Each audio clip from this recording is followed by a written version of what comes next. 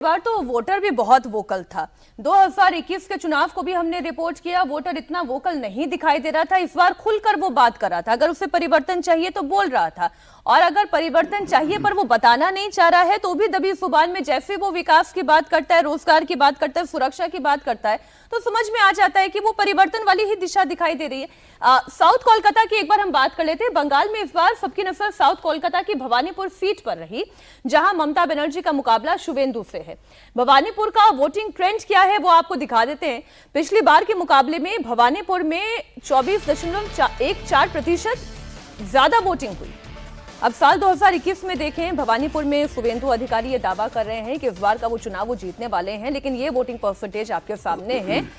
24% से ज्यादा बढ़ चढ़कर इस बार जो आप देखें मतदान हुआ है। इसलिए शुवेंदु अधिकारी ये दावा कर रहे हैं कि 20,000 वोट से वो चुनाव जीत रहे हैं। एक और बयान उनका आपको सुना दूं। मेरा भवानीपुर क्षेत्रों में करीब 90% पोल हो गया, ज्यादा भी हो सकता है।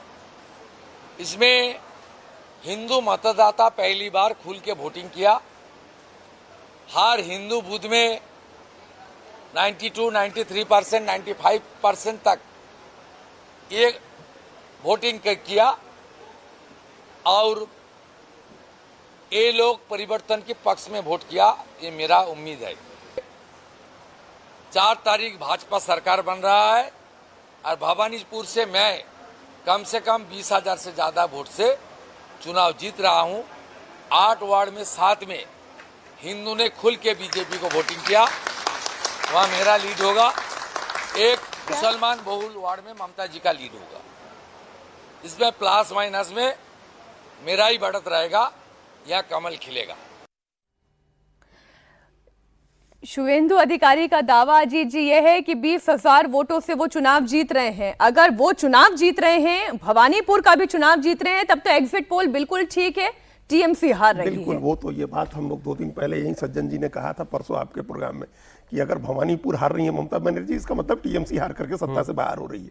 इसमें कोई संदेह नहीं, इसमें कोई डाउट नहीं है।